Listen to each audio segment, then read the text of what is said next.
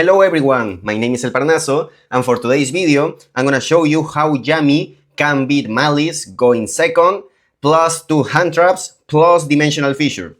So if you enjoy it, leave a like, leave a subscribe, and share it with your people so the channel can grow. And now, let's talk about it.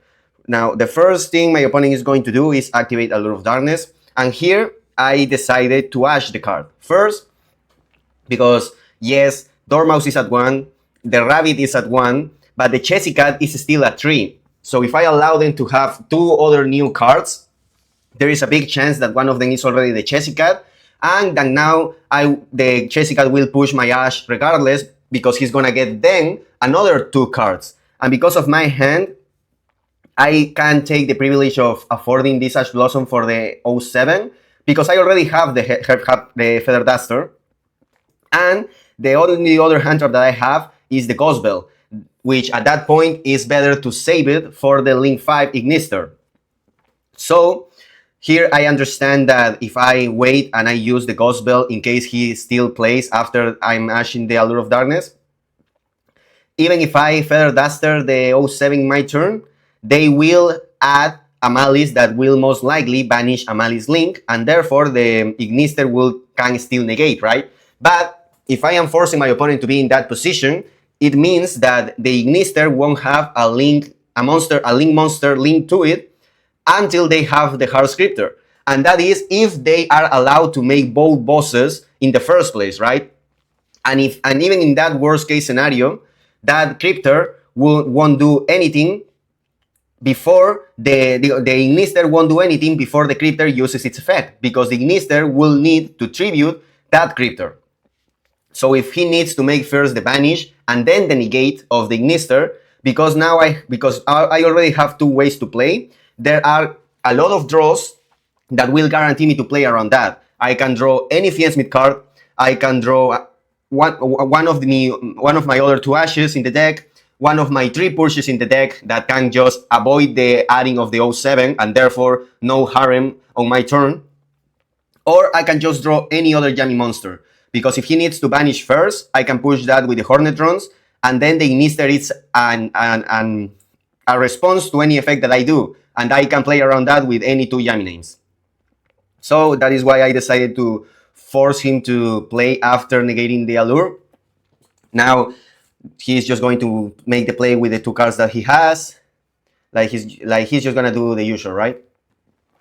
But whenever you face Maliss, you always need to remember that this deck kind of sucks when it comes to large tournaments and when it comes to combo development, in the sense that they need to have combinations in order to actually play the game. Because when it's all said and done, they have like 10 or 9 1-card starters.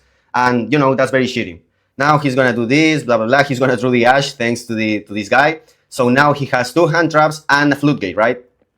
And he's going to keep doing his shit. As I told you, we are not in the worst case scenario, because he won't have the Cryptor and the Ignister, because he decided to draw. And well, because he put himself in that scenario, he drew a useless card. And as I told you, I just bell the Ignister so I can be in the position that I told you. He don't have any link to tribute since the beginning, which means that my Feather Duster is guaranteed to resolve. Because even if he has a harem in his hand, is in main phase only, and in main phase I have priority. Therefore, in the case that he had any kind of Flute Gate, that Flute Gate is gonna be a -1 for them, because the Harpy Feather is exchanging now not only with the 07, but the Flute Gate. As you can see, you need to put cards like Harpy Feather Duster and Lightning Storm in any deck that you expect post-side deck is going to have the Dimensional Fissure. Otherwise, you are just going to cry about it, you know, oh, my opponent drew the fissure, blah, blah, blah, you know? So, Flute Gates are to play around them, not to bitch about them, okay? So, here, as I told you, my draws to avoid them to have any interactions with the development of their combo and any set was so many, and I think I drew the worst of them, Ash Blossom. I would rather have an Engraver or something, but, you know, it's still useful and it still fulfills the purpose, right? So, here, I'm going first with the Feather Duster, so that Dimensional Fissure is completely useless. He's going to make the 07 that technically will give him at least a negate and follow-up, because he can add the harem and he can banish the red ransom, so the Ignister can negate. But as I told you, I had just so many draws in the position that I put myself into that can avoid that or not get punished by that. And I'm just gonna Ash Blossom the 07. So we are just gonna keep playing. Remember that even under the Dimensional Fissure, both your Ash and your Purge are still available to see play, to be activated. So that is why I also counted is all the possible draws that I could have. So now I'm just gonna do my thing, you know. I'm just going, because I put myself in this position, I'm just going to Kagari here and here. Technically, you can go and special summon the cookie to try to play around some shit. But at the end of the day, it's very unlikely for a Maliss deck to have Ash Blossom. I mean, to have Effect Veiler in its deck. So here I just decided to didn't risk the information from my hand, because, you know, information is very key when you play Yu-Gi-Oh, right? So I just try to push with just the Hornet Drones to try to see if one of these cards is Ash Blossom, because I'm pretty sure I know at least one of these being the Ignister. So, or I think both of them, I don't remember this time. But the thing is that I'm trying to play around the most things that I can. And here, I just don't want to let him know that I have already a Yami name in my hand. So, I'm trying to push here with the Capsyway to force the Ash Blossom. Here you can say that I could have made the cookie, but, you know, there is no hand that I was thinking at this point that having the cookie in my graveyard will help me at this point more than the privilege of the information. So obviously he's going to Ash that. And here I'm just going to special summon the cookie, and I'm going to put him in even a worse situation, because here you can see that my opponent just have 4,900 of life points. So as long as I can put 3 Yami names on the field with the minion, I'm just winning the duel right now. So here, instead of trying to go with the Capsyway, I'm just going to go with the cookie. First, obviously, I don't have a level 1 Yami in my graveyard, which is very important always, in order to make the Snatchy 2 monsters, right? So here, I just go with the minion right here. And now, whatever he tries to do at any point with this Ghost Bell, or Impulse, or Ogre, whatever the fuck, is going to be kind of useless, because now this Capsyway can exchange itself with the cookie Yami in the graveyard that will come back by the effect of a Synchro monster. Therefore, I can directly pop the Ali Code Talker, and therefore I have 2,300 life points that extra of, like, I have 2,300 attack monster disappear, which make me so much easier to just go directly with the 4,900. Because even without the minion, the Lollipop with these two will need a bunch of damage in order for him to keep making Maliss plays in their turn. And I will have my circulation of Yami plus an SP Little Knight. So even if the last hand trap was Ogre, I will have been totally fine, and I will put it in almost an unwinnable scenario. So the card was, at the end, the Ghost Bell. So here I'm just using the Cupsy.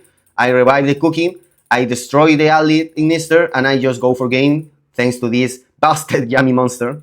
Maybe someday it will get banged, someday. So here I just have the damage that I need, and I just go for game. It doesn't even matter anymore.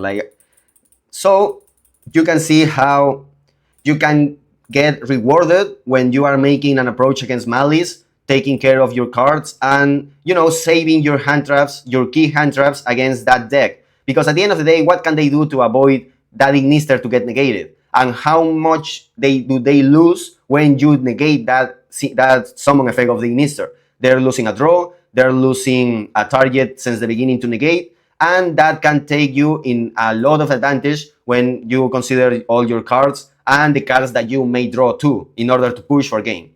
So I just wanted to share this with you so you can have these kind of key points against Maliss, and you can understand how you need to take care in your approach against a deck of your biggest weaknesses. For example, one of the biggest advantages that Maliss can have against you is that they can side Dimensional Fissure.